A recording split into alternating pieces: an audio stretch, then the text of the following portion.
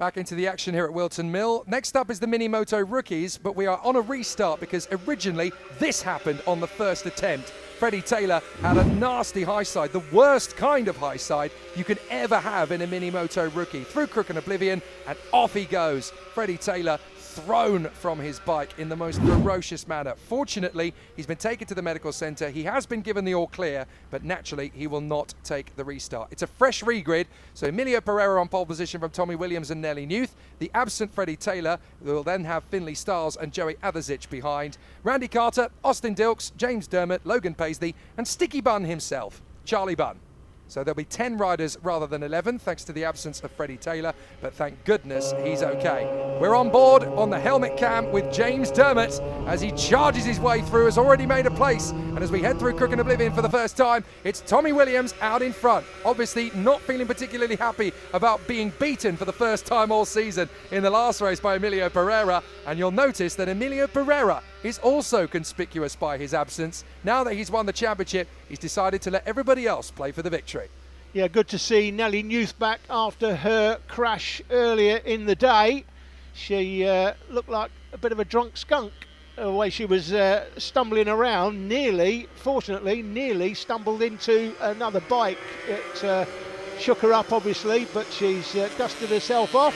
And she's back on the bike now racing, and they're in third place. Yeah, a big fall like that can really take it out of it. It was a proper wind out of the sails moment for Nelly Newth, but well done for her to get back into the race. And she is battling for the win with Tommy Williams and Finley Stiles. We're on board with James Dermott.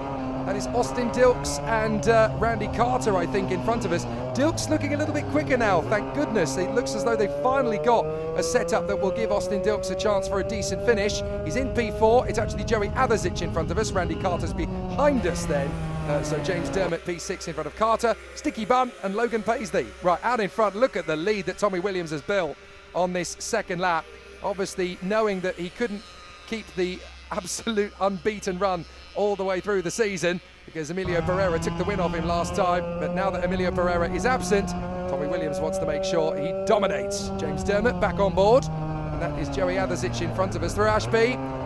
Just a little bit cautious there from James Dermott. It sounded like he was about to fall off the bike, but he manages to get it circulated round on the radius, no problem. But look up in front, Joey Adazich swarming around all over Austin Dilks. This could be a battle that goes all the way to the finish line, and it's great to see a few more of the riders in Minimoto rookies fighting away. Okay, it's not great that Freddie Taylor's not able to restart, and perhaps it's a shame that Emilio Pereira is absent, but all it means is that we get new faces to fighting for that final rung of the podium. Nelly Newth goes through the line. She set the fastest lap last time. Tommy Williams has just set the fastest lap now. But good to see Nelly back at it. In behind her is Finley Stiles, another major competitor this season, who once again next year you have to think could be a player for the championship. Nelly Newth definitely will be. If she does every round next season, she would, according to the bookmakers, if they were making a book, be the championship favourite next year, no doubt about that. Well, it's definitely going to be fascinating to see what the likes of Austin Dilks, Nelly Newth, Emilio Pereira, Tommy Williams, what they move on to next year if they stay in this class. Joey Adazich could be one to watch out for as well next year as well. The Yorkshireman, definitely opportunity knocking for these riders. And the thing is, the more you get out there, the more you race, the more you ride, the faster you get, the more confident you become. So these guys are still not even halfway through their trajectory. They are still within the first quarter, really, of their proper racing pedigree. There's so much more skill to come from these guys. It's wonderful to watch them evolve. On board here with James Dermott in 6th place. It's a battle for 4th in front. And as you say, Jake, before, good to see Austin Dilks back on it. So Dad's been busy on the spanners and finally giving him a bike that's worthy of his talent. 4th position in front of Joey Adazich and James Dermott. Randy Carter's staying close to him, and fair play to Charlie Bunn. He's keeping in the mix as well. 4th position down to 8th. This could be the race of the race, as it were. You're certainly going to get to see an awful lot of great riders here of the future battling. Very different lines that Austin Dilks and Joey Adazich take. Nothing wrong or right. I mean, how many versions of the racetrack can you run? It's about who's more comfortable. Austin Dilks trying to stay on it there from Joey Adazich. That was a classic example of it, actually. Austin Dilks went narrow, and then that gave Adazich the opportunity. He took a different line going into the right-hander there, and at the end of the day, they've all come out where they were, as Charlie Bunn takes an unusual line through the hairpin. Yeah, my best mate always used to say growing up, how many ways can you make a cottage pie? As long as they all taste good, it doesn't really matter what the recipe is. And that's very much the case for Austin Dilks and Joey Adasic. Come off the final turn and down the main straight. Looking good, Joey Adasic all over the back of Austin Dilks. Left, right through Crook and Oblivion, trying to get a decent run off the turn, out of Manuel's bank and up Fine Lady. We could see a really intriguing battle side by side. Adasic trying to go left side of Austin Dilks. Can he make it work? Well, he has to roll on the brakes. He can't really afford to keep the pace trajectory all the way through that far side. So Tommy Williams there in the lead, Nelly Newth in second place, Finley Stiles dropping back a bit in third position, but still staying very much in pursuit of third place. But for Austin Dilks, Joey Adasic and James Dermott, anything could still happen between those three in their fight for fourth position. Into Osiers, and Joey Adasic definitely swarming around behind Austin Dilks. The top three, by the way, the reason you're not seeing them is because they're pretty much in no man's land. They're having their own independent race, and it's almost like a qualifying session for those three. These three, however, very much on it. Dermott trying to have a think about Adasic, while Adasic has the same thought about Austin Dilks.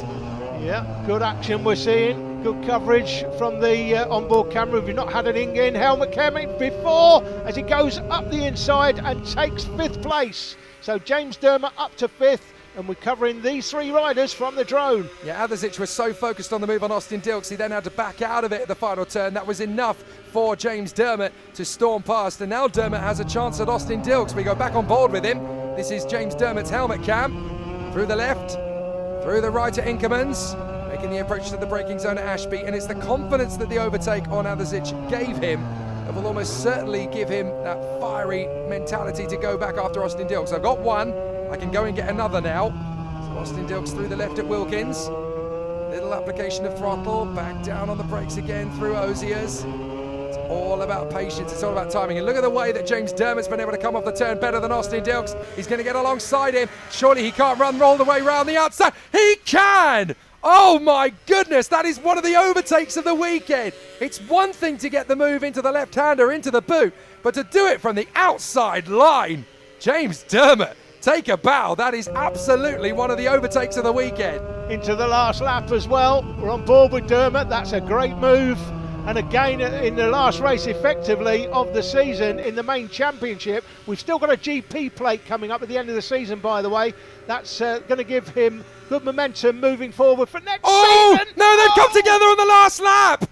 Oh, Dermott and Dilks go down together, and neither of them can finish, of course, because they can't pick the bikes up again. Oh, big drama on the final lap as Tommy Williams comes through for the finish. Here's the reaction from James Dermott. But Tommy Williams, he is absolutely flawless in this one, goes well clear. Here's a replay on board from James Dermott in real time. Down on the inside, here comes Dilks. You can even see the reflection on the visor of him coming. But unfortunately, both men out of it. Tommy Williams wins from Nelly Newth and Finley Stiles. Joey Adasic picks up the pieces in fourth from Randy Carter. Charlie Bunn up 5 places in the end, ahead of James Dermott. So we had retirements then from Dilks, from Paisley, and of course also from Freddie Taylor and Emilio Pereira, who didn't start. But he is the champion by 20 points, ahead of Nelly Newth, 5 more ahead of Finley Stiles.